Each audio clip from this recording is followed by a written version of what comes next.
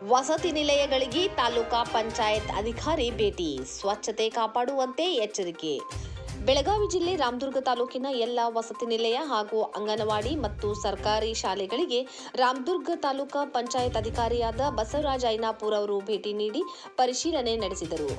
ಅಂಗನವಾಡಿ ಕೇಂದ್ರಗಳು ಪ್ರಸ್ತುತ ಮೂಲ ಸೌಲಭ್ಯ ಸೇರಿದಂತೆ ಸ್ವಂತ ಕಟ್ಟಡಗಳಿಲ್ಲದೆ 8 ವರ್ಷಗಳಿಂದ ಅಂಗನವಾಡಿ ನಂಬರ್ 1 ಕೇಂದ್ರ ಕಾರ್ಯಕರ್ತರು ಉಪ ಗ್ರಾಮ ಪಂಚಾಯತ್ನ ಕಟ್ಟಡ, ಕಲ್ಯಾಣ ಮಂಟಪ, ಖಾಸಗಿ ಮನೆ ಹಾಗೂ ಶಾಲಾ ಕಟ್ಟಡಗಳು ಸೇರಿದಂತೆ ಬೇರೆ ಬೇರೆ ಜಾಗಗಳಲ್ಲಿ ಅಂಗನವಾಡಿಯನ್ನು ನಡೆಸುತ್ತಾ ಬಂದಿರುವುದು ವಿಪರ್ಯಾಸವೇ ಸರಿ ಎಂದು ನಿಮ್ಮ ಇಂಡಿಯನ್ ಟಿವಿ ಸುದ್ದಿ ಮಾಡಿತ್ತು.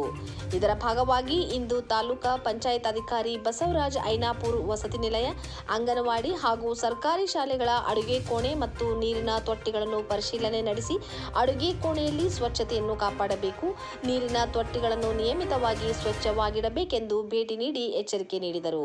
ಈ ಕುರಿತು ಮಾಧ್ಯಮದವರೊಂದಿಗೆ ಮಾತನಾಡಿದ ತಾಲೂಕ್ ಪಂಚಾಯತ್ ಅಧಿಕಾರಿ ಬಸವರಾಜ ಐನಾಪುರ ಅವರು, ನಾವು ತಾಲೂಕಿನ ವಸತಿ ನಿಲಯ, ಅಂಗನವಾಡಿ ಹಾಗೂ ಸರ್ಕಾರಿ ಶಾಲೆಗಳಿಗೆ ಭೇಟಿ ನೀಡಿ ಪರಿಶೀಲನೆ ನಡೆಸುತ್ತಿದ್ದೇವೆ.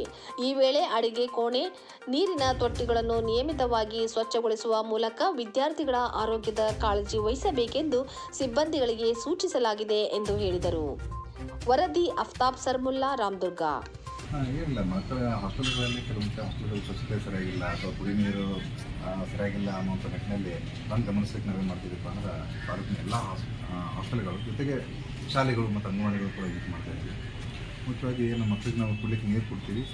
ನೀರನ್ನು ಸಂಗ್ರಹಿಸ್ತಕ್ಕಂಥ ಟ್ಯಾಂಕನ್ನು ಪ್ರತಿ 15 ದಿನ ಅಥವಾ ತಿಂಗಳಿಗೆ ಒಂದು ಸರಿ ಕಡ್ಡಾಯವಾಗಿ ತೊಳಿಬೇಕು. ಅದರ ದಾಖಲೆಗಳನ್ನ ನಿರ್ವಹಣೆ ಮಾಡಬೇಕು. ಜೊತೆಗೆ ಅಡುಗೆಗೆ ಬಳಸ್ತಕ್ಕಂಥ ಪದಾರ್ಥಗಳನ್ನ ಸ್ವಚ್ಛವಾಗಿ ಇಟ್ಕೊಂಡು ಬಳಸಬೇಕು, ತರಕಾರಿಗಳನ್ನು ಸ್ವಚ್ಛವಾಗಿ ಬಳಸಬೇಕು ಅನ್ನೋದ್ರ ಬಗ್ಗೆ ಮತ್ತೊಂದಿಷ್ಟು ಅವೇರ್ನೆಸ್ ಈಗಾಗಲೇ ಅವ್ರಿಗೆ ಮಾಹಿತಿ ಇದೆ. ಮತ್ತು ಒಂದಿಷ್ಟು ನಾವು ಅವೇರ್ನೆಸ್ನ ಮೂಡಿಸೋ ಸಲುವಾಗಿ ಪರಿಶೀಲನೆ ಮಾಡುವ ಸಲುವಾಗಿ ಕಳೆದ 2-3 ದಿವಸಗಳಿಂದ ನಾವೇನು ಮಾಡ್ತಾ ಇದ್ದೀವಿ ಅಂದರೆ ನಿಯಮಿತವಾಗಿ ಮಾಡ್ತೀವಿ. ಈಗ ಒಂದು ಅಭಿಯಾನ ಟೈಪನ್ನೇ ಒಂದು 2-3 ದಿವಸ ಎಲ್ಲ ಹಾಸ್ಟೆಲ್ಗಳನ್ನ, ತಾಲೂಕಿನ ಎಲ್ಲ ಹಾಸ್ಟೆಲ್ಗಳನ್ನು ವಿಸಿಟ್ ಮಾಡ್ತಾಯಿದ್ದೀವಿ. ಜೊತೆಗೆ ಶಾಲೆ ಮತ್ತು ಅಂಗನವಾಡಿಗಳನ್ನು ಅಲ್ಲಲ್ಲೇ ಶಾಲೆಗಳನ್ನ ಅಂಗನವಾಡಿ ವಿಸಿಟ್ ಮಾಡ್ತೀವಿ. ಮತ್ತು ನಿಯಮಿತವಾಗಿ ಕೂಡ ನಾವು ವಿಸಿಟ್ ಮಾಡಿಕೊಂಡು ಅವೇರ್ನೆಸ್ ಮಾಡಿಕೊಂಡು ಮಕ್ಕಳಲ್ಲಿ ಯಾವುದೇ ರೀತಿ ಅನಾಹುತಗಳು ಆಗದೇ ಇರುವಂಥ ರೀತಿಯೊಳಗೆ ಮುನ್ನೆಚ್ಚರಿಕೆ ಕ್ರಮವಾಗಿ ಈ ಒಂದು ಕಾರ್ಯಕ್ರಮ ಮಾಡ್ತಾಯಿದ್ದೀವಿ.